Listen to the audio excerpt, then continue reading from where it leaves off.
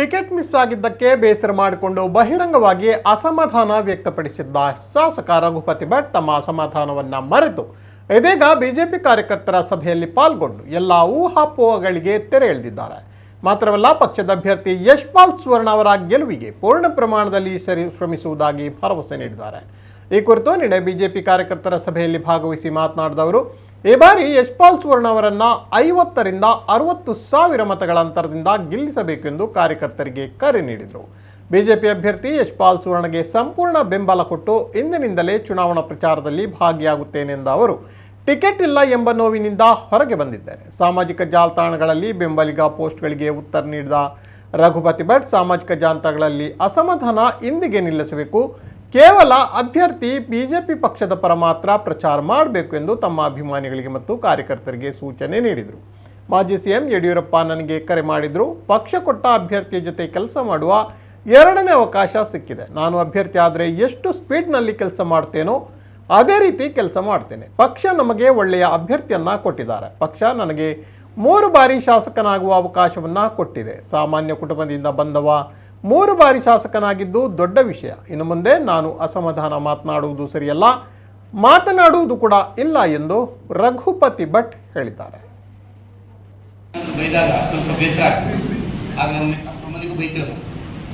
ಆಮೇಲೆ ಮತ್ತೆ ನಮ್ಮ ಮನೆಯಲ್ಲಿ ಒಟ್ಟಿಗೆ ಮಲ್ಕೊಳ್ತಾರೆ. ಹಾಗಾಗಿ ಅದೇ ಬಾಂಧವ್ಯದಲ್ಲಿ ನಾವು ಮತ್ತೆ ಪುನಃ ಚುನಾವಣಾ ಪ್ರಕ್ರಿಯೆಯನ್ನು ಯಶಸ್ವಿಯಾಗಿ ನಾವು ಮುನ್ನಡೆಸಿಕೊಳ್ಳುತ್ತೇವೆ. ಮತ್ತು ಈಗ ನನ್ನ ಅಭಿಮಾನಿಗಳಲ್ಲಿಯೂ ಮತ್ತು ಬಿಜೆಪಿ ಅಭಿಮಾನಿಗಳು ಟಿಕೆಟ್ ಆಯ್ಕೆಯ ಗೊಂದಲದಲ್ಲಿ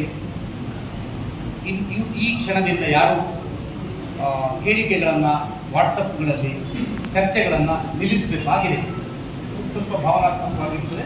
ಯಾರು ಪಕ್ಷದ ವಿರುದ್ಧ ಏನು ಮಾತಾಡಿದ್ದಲ್ಲಿ ಅವರೆಲ್ಲರೂ ಆ ಚರ್ಚೆಯನ್ನು ನಿಲ್ಲಿಸಬೇಕು. ಇನ್ನೇನಿದ್ರು ಯಶ್ಪಾಲ್ ಸುವರ್ಣ ಅವರನ್ನು ಗೆಲ್ಲುವ ಪಾಸಿಟಿವ್ ವಾಟ್ಸಪ್ ಮೆಸೇಜ್ಗಳನ್ನು ನಮ್ಮ ಕಾರ್ಯಕರ್ತರು ಮಾಡಬೇಕು ಅಂತ ಹೇಳುವಂಥ ವಿನಂತಿಯನ್ನು ನಾನು ಈಗಾಗಲೇ ಸಭೆಯಲ್ಲಿ ಮಾಡಿದ್ದೇನೆ. ತಮ್ಮ ಮಾಧ್ಯಮದ ಮೂಲಕ ನಮ್ಮ ಅಭಿಮಾನಿಗಳಿಗೆ ನಾನು ತಿಳಿಸಲಿಕ್ಕೆ ಬಯಸ್ತಾ ಇದ್ದೇನೆ. ಹಾಗಾಗಿ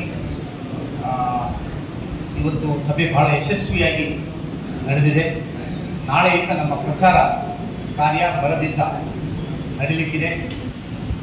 100ಕ್ಕೆ 100 ನಾವು ಉಡುಪಿ ವಿಧಾನಸಭಾ ಕ್ಷೇತ್ರದಲ್ಲಿ 60,000ಕ್ಕಿಂತ ಹೆಚ್ಚು ಬಹುಮತದಲ್ಲಿ ನಾವು ಯಶ್ಪಾಲ್ ಅವರನ್ನು ಗೆಲ್ಲಿಸಲಿಕ್ಕೆ ನಮ್ಮ ಎಲ್ಲ ಕಾರ್ಯತಂತ್ರವನ್ನು, ನಮ್ಮ ಪ್ರಯತ್ನವನ್ನು ಇಡೀ ಬೂತ್ ಮಟ್ಟದ ಕಾರ್ಯಕರ್ತರು ಎಲ್ಲರೂ ಸೇರಿಕೊಂಡು ಮಾಡ್ತೇವೆ ಅಂತ ಚುನಾವಣೆಯ ದೃಷ್ಟಿಯಲ್ಲಿ ಯಾವ ರೀತಿಯಲ್ಲಿ ಕೆಲಸ ಕಾರ್ಯಗಳನ್ನು ಮಾಡಬೇಕು, ಯಾವ ಅಂತರದ ಗೆಲುವನ್ನು ನಾವು ಸಾಧಿಸಬೇಕು ಅನ್ನೋ ಮಾರ್ಗದರ್ಶನ ಈಗಾಗಲೇ ಬೂತ್ ಅಧ್ಯಕ್ಷರ ಸಭೆಯನ್ನು ಕರೆದು ನಮ್ಮ ಒಗ್ಗಟ್ಟನ್ನು ಮತ್ತೊಮ್ಮೆ ಚಕ್ರವರ್ತಿ ಪ್ರದರ್ಶನ ಈಗಾಗಲೇ ರಘುಪತಿ ಭಟ್ ಅವರು ಕೇಂದ್ರ ಸರ್ಕಾರದ ಬಹಳಷ್ಟು ಯೋಜನೆಗಳನ್ನು ಎಪಿ ಜೊತೆಗೆ ತರುವ ಮೂಲಕ ರಾಜ್ಯದಲ್ಲಿ ಮಾದರಿ ಕ್ಷೇತ್ರವನ್ನು ಮಾಡುವಲ್ಲಿ ಬಹುಶಃ ಚುನಾವಣೆಯಲ್ಲಿ ಈಗಾಗಲೇ ರಘುಪತಿ ಭಟ್ ಅವರು ಮತ್ತು ಅವರೇ ಅಭ್ಯರ್ಥಿ ಆದ ರೀತಿಯಲ್ಲಿ ರಘುಪತಿ ಭಟ್ ಅವರು ಕೂಡ ಸರ್ಕಾರದ ಶಿಕ್ಷಣ ಇವತ್ತು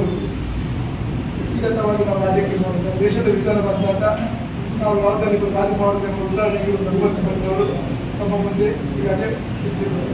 ಇದರಲ್ಲಿ ಕೇಂದ್ರ ಸರ್ಕಾರದ ನರೇಂದ್ರ ಮೋದಿಯವರ ಯೋಜನೆ, ಮುಖ್ಯಮಂತ್ರಿಗಳಾದ ಬಸವರಾಜಯವರ ಕನಕಪುರ ಮುಖ್ಯಮಂತ್ರಿಗಳಾದ ಯಡಿಯೂರಪ್ಪನವರ ಯೋಜನೆಗಳನ್ನು ಇದೇ ರೀತಿ ರಘುಪತಿ ಭಟ್ ಅವರ ಅಭಿವೃದ್ಧಿ ಕಾರ್ಯಕ್ರಮಗಳನ್ನು ಜನರ ಮುಂದೆ ಇಟ್ಟುಕೊಂಡು ರಘುಪತಿ ಭಟ್ ಅವರ ನೇತೃತ್ವದಲ್ಲಿ ಈ ಕ್ಷೇತ್ರವನ್ನು ರಘುಪತಿ ಭಟ್ ಸ್ವಾಗತ ನೀತಿ ಅಂತ ಗೆಲ್ಲುವ ಮೂಲಕ ರಾಜ್ಯ ಸರ್ಕಾರ ರಚನೆಗೆ ನಾವು ಇದರಿಂದ ದೊಡ್ಡ ಕೊಡುಗೆಯನ್ನು ಎಲ್ಲ ಕಾರ್ಯಕ್ರಮದ ಸಂಕಲ್ಪ ಮಾಡ್ತೇವೆ.